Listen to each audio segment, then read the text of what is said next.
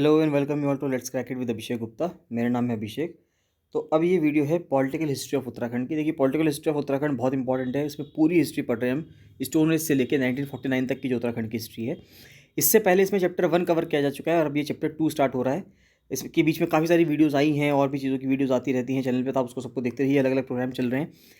अगर आपने स्टार्ट करने से पहले बताना चाहूँगा गाइस कि अगर आपने let's crack it with Abhishek Gupta का यूट्यूब चैनल सब्सक्राइब नहीं किया है तो ज़रूर सब्सक्राइब कर लीजिएगा। और let's crack it with Abhishek Gupta का फ्री टेलीग्राम चैनल भी है, तो उसको ज्वाइन करना बहुत ज़रूरी है। जो भी स्टूडेंट, जो भी कैंडिडेट्स यहाँ पे इन वीडियोज़ को फॉलो करते हैं, इन वीडियोज़ को देखते हैं, वो चैनल ज्वाइन करना बहुत ज़रूरी है, क्योंकि वहाँ पे क्विजेज़ आती हैं, करंट अफेयर्स की इन्फॉर्मेशन आती है। सारी इन्फॉर्मेशन जो है वो वहीं पर प्रोवाइड होती है, तो वहाँ पर वो ज्वाइन करना बहुत ज़्यादा ज़रूरी है। साथ साथ बताना चाहूँगा गाइस कि ये जो पीडीएफ्स हैं, यानी कि ये जो कंटेंट है, ये लोअर पीसीएस मेंस की प्रिपरेशन वालों को मिल रहा है। जो स्टूडेंट्स लोअर पीसीएस मेंस की तैयारी करना चाहते हैं वो तैयारी कर सकते हैं। अगर आपका प्रीलिम्स क्लियर हुआ है और आप चाहते हैं कि आप लोअर पीसीएस मेंस की तैयारी करें, तो 3 मार्च से बैच स्टार्ट हो रहा है, तो आप लोअर पीसीएस मेंस की तैयारी कर सकते हैं। साथ ही साथ जो स्टूडेंट्स एसआई के लिए तैयारी कर रहे हैं, सब इंस्पेक्टर की जो वैकेंसी निकली है यूके ट्रिपल एससी की तरफ से, तो उसकी टेस्ट सीरीज़ भी चल रही है और उनको ये जो उत्तराखंड का मटीरियल है, ये सारा मटीरियल भी उन स्टूडेंट्स को प्रोवाइड किया जाएगा जो एसआई की तैयारी कर रहे हैं या और भी किसी एग्ज़ाम की तैयारी कर रहे हैं। उत्तराखंड के एग्ज़ाम की जिसमें भी उत्तराखंड का कंटेंट आता है, तो उत्तराखंड का कंटेंट सारा बच्चों को मिल सकता है। चाहे उसमें हिस्ट्री हो उत्तराखंड की ज्योग्राफी हो, जो भी सब्जेक्ट्स हैं उत्तराखंड का ऑल पॉलिटिकल डिवीजन जितना भी है, सारा कंटेंट स्टूडेंट्स को प्रोवाइड किया जा रहा है, स्टूडेंट्स को मिल रहा है। अगर आपको कुछ भी इन्फॉर्मेशन लेनी है या कुछ भी किसी भी आपको टेस्ट सीरीज़ में ज्वाइन करना है, तो आप मुझे 7665804421 पर कॉल या मैसेज कर सकते हैं। इससे पहले हमने इंट्रोडक्शन पढ़ लिया और हम स्टार्ट करते हैं rise of the Chand dynasty in Kumaon. तो कुमाऊँ में जो चंद डायनेस्टी था, उसकी जो राइजिंग थी, उसकी वो किस तरह से राइज हुआ, उसके बारे में हम पढ़ते हैं इसमें। तो देखिए, the decline of the Katyuris in Uttarakhand gave rise to several warring factions in Kumaon and Garhwal. देखिए, ये इंग्लिश में भी लिखा हुआ है, यहाँ पे हिंदी में लिखा हुआ है, तो पैरेलल लिखा हुआ है, तो आपको कोई दिक्कत नहीं होगी, आप इंग्लिश हिंदी दोनों में पढ़ते चलिएगा। देखिए, जिस तरह से धीरे धीरे जब कत्यूरीज का डिक्लाइन हुआ, यानी कत्यूरियों का पतन हुआ, तो उसके वजह से कुमाऊँ में और गढ़वाल में कई सारे ऐसे फैक्शन थे, ऐसे गुट थे जो आपस में युद्ध पे थे, आपस में लड़ते रहते थे, और उनका राइज होना शुरू हो गया। Among them the Chand dynasty came into power in Kumaon. Chand dynasty तो कुमाऊँ में पावर में आई, और परमार डायनेस्टी जो है वो गढ़वाल में पावर में आई, यानी कि गढ़वाल के अंदर परमार डायनेस्टी का रूल होना शुरू हो गया और कुमाऊँ में चंद डायनेस्टी का रूल होना शुरू हो गया। In Kumaon, however, even with the rise of the Chand kings, there were certain pockets where the Katyuris still ruled. देखिए, कोई भी डायनेस्टी एकदम से ख़त्म नहीं होती है, धीरे धीरे उसका पतन शुरू होता है। तो जब कुमाऊँ में चंद किंग्स आ गए थे, उसके बावजूद भी थोड़े थोड़े कुछ एरियाज ऐसे थे यहाँ पे जो कत्यूरीज थे वो अभी भी रूल कर रहे थे। In Pali, the area around Ranikhet tehsil या junior line of the Katyuris ruled from 12th century onwards of the time of the Chand king Baz Bahadur चंद। तो देखिए, पाली के पास एक एरिया है रानीखेत के पास, यानी कि रानीखेत तहसील में एक एरिया है। वहाँ पे कत्यूरीज जो राजा थे 12th सेंचुरी के बाद से, एक जूनियर लाइन जो थी कत्यूरी राजाओं की, तो कत्यूरी राजा पूरा जो कत्यूर वंश था, उसके बाद जब कत्यूर वंश खत्म होने लगा, तो उसके जो जूनियर लाइन के राजा हुए, वो 12th सेंचुरी से लेके जो चंद किंग थे बाज बहादुर चंद, यानी कि 1678 एडी तक, तब तक उन्होंने रूल किया कत्यूरीज ने। Another branch ruled Dutee Sira, that is part of the western Nepal in Pithoragarh district. देखिए, दोती सीरा पूछ सकते हैं आपसे कि दोती सीरा क्या है, कि एक और ब्रांच थी उनकी कत्यूरीज की, तो उन्होंने कहाँ पे रूल किया, दोती सीरा में रूल किया। ये एरिया कौन सा है, दोती सीरा का एरिया है जो पश्चिमी नेपाल, यानी कि जो भारत से लगता हुआ हिस्सा है, और पिथौरागढ़ डिस्ट्रिक्ट जो है उत्तराखंड का, वहाँ पे जो एरिया था उसको दोती सीरा कहते थे। तो ये बहुत इंपॉर्टेंट है, ये पूछ सकते हैं आपसे। देवर नोन एज द रायकाज, उनको क्या कहा जाता था, उनको रायकाज कहा जाता था। One of their scions carved out an independent principality of Askot. तो जो अस्कोट है पिथौरागढ़ के अंदर, वहाँ पे अस्कोट वाइल्ड लाइफ सेंचुरी भी है, तो उसको जो निकाला वो एक किसी रायका ने निकाला। With the passage of time the Chand defeated the Raikas and annexed the whole of Kumaon including the Terai and भाभा रीजन। जैसे जैसे समय बीतता गया, तो चंद जो थे, जो चंद डायनेस्टी थी, वो पावरफुल होती चली गई, और उसने सभी जो उसके राइवल्स थे, जो उसके दुश्मन थे या उसके प्रतिद्वंदी थे, उन सबको उसने हराना शुरू कर दिया। तो उस बीच में उन्होंने रायकाज को भी हरा दिया, और जो पूरा कुमाऊं का रीजन था वो पूरा एनेक्स कर लिया, उस पर कब्जा कर लिया। तराई रीजन और भाभा रीजन जो था वहाँ पे उधम सिंह नगर डिस्ट्रिक्ट का, उसको भी उसने कवर कर लिया। H.G. वॉल्टन जो हैं, ये राइटर हैं किसके, अल्मोड़ा गेजेटर के, जो 1911 में पब्लिश हुआ था, ये इंपॉर्टेंट बात है। उसके बाद चंद डायनेस्टी के जो पहले राजा आते हैं वो है Raja Somchand. The founder of the Chand dynasty was Raja Somchand of Jhusi near Allahabad. तो इलाहाबाद के जो पास के जो झूसी के एरिया के जो राजा थे, राजा सोमचंद, वो चंद डायनेस्टी के फाउंडर थे। The story goes that he married the daughter of Raja Brahmadev, जो कि कत्यूरी किंग थे कुमाऊं के, एंड रिसीव्ड एज डोरी a small estate in Champawat and considerable grants in Bhabar and Terai which were thickly forested.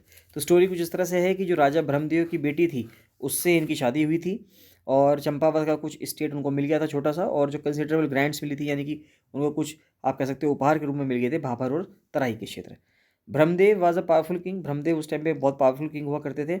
Whose kingdom extended to the foot hills and the famous mart of Brahmdeo between Nepal and Tanakpur in Champawat district was established by him. तो देखिए जो ब्रह्मदेव थे उस time पे बहुत powerful king थे और उनका जो किंगडम था वो कहाँ से कहाँ तक फैला हुआ था। जो बरामदेव का जो मार्केट है नेपाल के पास से, तो वहाँ से लेके टनकपुर जो है चंपावत डिस्ट्रिक्ट में, इतने एरिया में जो था वो ब्रह्मदेव का जो था वो पावरफुल रूल था या किंगडम था जहाँ पे वो रूल कर रहे थे। Somchand must have established himself in 1025 AD in the estate given by his father in law calling it Rajbunga, a name which give place subsequently to Champawat. अब देखिए सोमचंद ने जो रूल करना शुरू किया, उसने खुद को एस्टेब्लिश किया, वो 1025 AD के आसपास किया, और जो उनके ससुर ने यानी कि इन्होंने ब्रह्मदेव ने उनको दिया था राजबुंगा के नाम से, जो बाद में नाम बदल के जिसका क्या कर दिया गया, चंपावत कर दिया गया। The whole country was subdivided into pattis in each of which was a semi independent ruler. तो ये जितने भी पूरा का पूरा जो कंट्री था, कंट्री का मतलब है यहाँ पे जो पूरा का पूरा किंगडम था, उसको डिवाइड कर दिया गया था, पुट्टीज कह दो या पट्टीज कह दो, जैसे भी आप कहो इनको। और वहाँ पे सेमी इंडिपेंडेंट रूलर यानी कि वो जो रूलर था वो पूरी तरह से स्वतंत्र नहीं था, किसी के अंडर आता था, उसके द्वारा उसको रूल करने के लिए छोड़ दिया गया। They again took part in the quarrels of the two great factions Mahars and the Phartiyals. तो वहाँ पे जो है लड़ाई चलती रही महार्स के बीच में, फर्तियाल के बीच में, उन एरियाज़ में, तो उनके बीच में भी वो क्वेरल्स में लगे रहे। टू द इंटरडिसाइन यानी कि destructive to both sides, strife may be attributed both the intrusions of the Chands in the 11th century and to the downfall in the 18th। तो देखिए अब वहाँ पे इंटरडिसाइन का मतलब क्या होता है, इंटरडिसाइन का मतलब होता है कि आप एक ऐसा युद्ध लड़ रहे हो जिसमें दोनों साइड का नुकसान हो। तो जब दोनों साइड का नुकसान होता है तो उसको इंटरडिसाइन कहते हैं। और जब इस तरह से युद्ध हुए, चंद राजाओं के साथ युद्ध हुए, चाहे वो 11th सेंचुरी में हुए हों चाहे 18th सेंचुरी में हुए हों, तो 11वीं शताब्दी से लेकर 18वीं शताब्दी तक ये देखा जाता है कि 11वीं शताब्दी में उनका उदय होता है, यानी राजा सोमचंद के द्वारा उनका उदय होता है, और 18वीं शताब्दी तक जाते जाते उनका पतन हो जाता है। The chief village of the Mahars was Kot. जो चीफ गांव था, विलेज था महार का, वो क्या था, वो कोट था, with the fort of Katolgarh and the chief village of Phartiyal was Dunjan near the fort of Sui. तो जो महार्स का जो फोर्ट, जो चीफ था, जो चीफ गांव था वो कोट था, और जो कटोलगढ़ था वो उनका फोर्ट था वहाँ पे, और जो चीफ विलेज था फर्तियाल का वो क्या था, वो दुंजन था near the fort of Sui. तो देखिए अलग अलग नाम है, वैसे आपके नाम ध्यान रखने हैं। आपको करना क्या है, आप इस वीडियो को बार बार देखिए, या जिन स्टूडेंट्स ने पीडीएफ ले रखे हैं वो पीडीएफ को बार बार पढ़ते रहिए। अगर आप इन पीडीएफ को बार बार पढ़ते रहेंगे तो आपका सारा कंटेंट रेडी हो जाएगा, आपको कुछ भी एक्स्ट्रा पढ़ना नहीं पड़ेगा। Somchand was a sagacious ruler to the head of the first clan, he granted the rank of chief civil adviser. देखिए अब सोमचंद जो था अपना में एक बहुत ही अच्छे शासक थे, एक चतुर शासक थे। तो to the head of the first clan, जो फर्स्ट क्लैन के जो हेड थे, उन्होंने उनको ग्रैंड कर दिया एक rank of chief civil adviser. Chief civil adviser की उनको उपाधि दे दी गई, और जो हेड थे फर्तियाल के, और फर्तियाल के हेड को उन्होंने डेकोरेट किया with the post of commander in chief. अब देखिए यहाँ पे दो लोग थे, एक तो महार्स थे और एक फर्तियाल थे। तो महार्स को तो उन्होंने चीफ सिविल एडवाइजर बना दिया, और जो फर्तियाल थे उनको उन्होंने कमांडर इन चीफ बना दिया। Somchand in the initial stage of his rule appointed representatives of 4 communities. Somchand ने अपने शुरुआती जिस टाइम पर उन्होंने रूल शुरू किया, शासन शुरू करा, तो उन्होंने 4 कम्युनिटी यानी कि 4 समुदाय के लोगों को उन्होंने अपॉइंट किया। किनको अपॉइंट किया उन्होंने, एक तो थे कार्की, एक बोरा, एक तरागी और एक चौधरी एज इज एडवाइजर्स। तो अपने एडवाइजर्स के रूप में, कि जो इनको एडवाइस करेंगे, राजा सोमचंद को जो एडवाइस करेंगे, उस रूप में इन चारों को एडवाइजर्स के रूप में अपॉइंट किया गया। H.G. वॉल्टर ने कहा कि that the headman of villages called Burhas या Sayanas and entrusted them with minor police and physical duties. H.G. Walter ने बताया है कि जो हेडमैन हुआ करता था गांव का, यानी जो गांव का प्रमुख हुआ करता था, उसको या तो बुरहास कहा करते थे, बुराहा कहते थे, या सयाना कहते थे, या सियान कहते थे। And entrusted them with major police and physical duties, और उनको बहुत सारी जिम्मेदारियाँ दे दी गई थी पुलिसिंग ड्यूटीज़ की, कि जो माइनर पुलिस ड्यूटीज़ होती हैं, मामूली पुलिस है या वित्तीय जो कर्तव्य हैं, वो उनको सौंप दिए गए थे। The immediate courtiers of Somchand were Joshis, Bists and Pandes of Kannauj subdivision in the place. अब देखिए जो कोर्टियर्स थे सोमचंद के, यानी कि जो उसके तत्काल दरबारी थे, वो कौन थे, वो जोशीज थे, बिस्ट थे, पांडेज थे, कहाँ के, कन्नौजवा, यानी कि जो कनुजवा जो सब डिवीजन था प्लेन्स का, उसके। The general and civil administration was interested to Joshis. तो जो जनरल और सिविल एडमिनिस्ट्रेशन था वो तो किसको दे दिया गया, यानी कि नागरिक प्रशासन किसको दे दिया गया, जोशीस को दे दिया गया। जो बिस्ट थे और पांडे थे उनको ऑफिस दिया गया गुरु का, पुरोहित का, है ना, वैद्य एंड रसोफ। तो ये जो ऑफिस थे वो बिस्ट को और पांडेस को मिल गए। But this entire tract he held as a feudatory of the Maharaja of Doti. लेकिन ये जो सारा ट्रैक्ट था, ये सारा जो एरिया था जो मिल रहा था, वो किसके तहत मिल रहा था उसको, वो महाराजा ऑफ धोती के फिड्यूटरी के रूप में मिल रहा था, यानी कि एक सामंत के रूप में मिल रहा था, यानी कि वो उनके एक्चुअल में हकदार नहीं हो रखे थे इस टाइम पे। कौन, राजा सोमचंद। नेक्स्ट आते हैं आत्माचंद। सोमचंद व सक्सीडेड बाय हिज सन आत्माचंद। तो सोमचंद के जो सोमचंद थे, इनके बाद जो नेक्स्ट पर्सन आए रूल करने के लिए वो कौन आए, आत्माचंद आए। No events of outstanding importance occurred during his reign. अब देखिए कोई भी खास ऐसा इवेंट नहीं था जो इनके टाइम पे हुआ हो, लेकिन but the court from the court paid by the neighbouring rulers to Atmachand it can be inferred that the work of consolidating the power and influence of the small state progressed. बस ये कहा जा सकता है कि आत्माचंद के आने के बाद जो है जो पावर थी चंद डायनेस्टी की, धीरे धीरे कंसोलिडेट होती गई और धीरे धीरे वो आगे बढ़ती गई। लेकिन ये कहीं नहीं पता चलता कि आत्माचंद के दौरान आत्माचंद जिस टाइम पे रूलर थे उस टाइम पे कोई बहुत बड़ा डेवलपमेंट्स चंद डायनेस्टी के अंदर देखा गया हो। आत्माचंद को सक्सीड किया उनके बेटे पूर्णचंद ने, जो 1066 से 1084 AD तक थे। ये अपने आप में एक हंटर थे, और उनको यानी कि पूर्णचंद को जो सक्सीड किया, इसके बाद जो रूल करने आए वो आए इंद्रचंद। तो इस तरह से सीरीज़ है पूरी। पहले सोमचंद थे, उसके बाद फिर आत्माचंद आए, उसके बाद उनके बेटे पूर्णचंद आए, और उसके उनके बेटे इंद्रचंद आए। The young ruler is credited with the introduction of silk इन कुमाऊं। देखिए जो इंद्रचंद है, इंद्रचंद के बारे में बात कर रहे हैं कि ये जो यंग रूलर थे इनको क्रेडिट किया जाता है, इनको आप कह सकते हो कि इनको क्रेडिट दिया जा रहा है किस चीज़ के लिए, कि इन्होंने सिल्क को इंट्रोड्यूस किया कुमाऊं में। And weavers were invited from distant places to facilitate the enterprise. और कई सारे दूर दराज के एरियाओं से जो आप कह सकते हैं कि इनको बुलाया गया, जो वीवर्स थे उनको बुलाया गया जिन्होंने सिल्क में काम करना शुरू करा और उन्होंने एंटरप्राइज बनानी शुरू करे, यानी कि कारखाने बनाने शुरू करे उस एरिया में। It is believe that during his reign silk was exported to Tibet and China. तो ये पाया जाता है कि इंद्रचंद के दौरान जो सिल्क था वो इतना ज़्यादा फेमस था यहाँ पे कि वो तिब्बत में, चाइना में भी एक्सपोर्ट किया जाता था। Indrachand was followed by Sansar Chand about whom nothing is known. तो इंद्रचंद को जो है उनके बेटे संसार चंद ने फॉलो किया, जिसके बारे में हम कुछ कह नहीं सकते। The next in line were Sudhachand, Harichand and Vinachand. इनके बाद ये 3 रूलर्स और आते हैं, संसार चंद के बाद सुधाचंद, हरिचंद एंड वीनाचंद। तो ये अलग अलग रूलर्स थे जो चंद डायनेस्टी के आ रहे हैं। Vinachand was a weak and irresolute king who entrusted all state affairs to unscrupulous and irresponsible officials. देखिए वीनाचंद जो थे वो अपना में एक कमज़ोर, एक इररेसोल्यूट किंग थे, यानी कि एक अजीब से राजा थे, अड़िग राजा थे, जो कोई भी कार्य को जिम्मेदारी से नहीं करते थे। तो उन्होंने अपने सारे काम करने की जो जिम्मेदारी थी वो किनको दे दी, वो बेईमान और जो गैर जिम्मेदार अधिकारियाँ थे उनको सबको सौंप दी। It seems that in 1175 AD the Challa dynasty या Challa dynasty of Doti assumed power in Champawat. तो 1175 में पाया जाता है कि जो चल्ला डायनेस्टी के थे रूलर्स, उन्होंने पावर ले ली चंपावत में, which is evidence bye archaeological sources. तो जो पुरातत्व हमारे पास स्रोत हैं उनसे ये पाया जाता है कि 1175 के आसपास चंपावत में चल्ला डायनेस्टी के जो दोती का जो चल्ला डायनेस्टी थी उसने रूल कर लिया। जबकि रूल को किसका होना चाहिए था, चंद डायनेस्टी का होना चाहिए था रूल, अगर तरीके से चलता रहता तो। In the Baleshwar temple inscription of Champawat the name of king Karachalla has been cited. अब ये पता कैसे चलता है कि भाई चल्ला डायनेस्टी के जो दोती का, यानी कि जो नेपाल के राजा की जो चल्ला डायनेस्टी थी उसने रूल करना शुरू कर दिया वहाँ पे चंपावत में। तो ये पाया जाता है जो बालेश्वर टेम्पल है उसमें जो प्लेट लगी हुई है, इंस्क्रिप्शन है जो वहाँ पे चंपावत में, बालेश्वर टेम्पल कहाँ मिलेगा आपको, चंपावत में मिलेगा।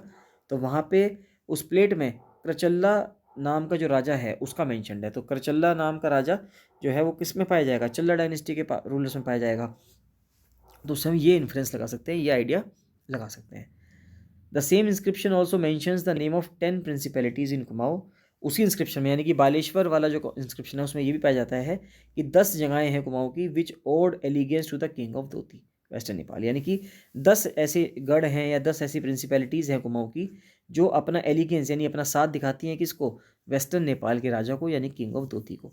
As they had been appointed by him after vanquishing the Chand king of Champawat and the adjoining areas. These feudal lords were, अब ये कौन लॉर्ड्स थे जो अपने दोती किंग को यानी कि नेपाल के राजा को अपना एलिगेंस देते थे, वो थे याहर देव, चंद्रदेव, हरिराज रावत, अनिलादित्य रावत, विनय रावत या विनय राज, विद्याल चंद, जयसिंह, जीहल देव, बसल देव और मूसदेव। तो ये अलग अलग राजा हैं, आप कह सकते हो लॉर्ड्स हैं, फ्यूडल लॉर्ड्स हैं जो अपना एलिगेंस किनको दिखाते थे, वेस्टर्न नेपाल के राजाओं को दिखाते थे, किंग ऑफ दोती को दिखाते थे।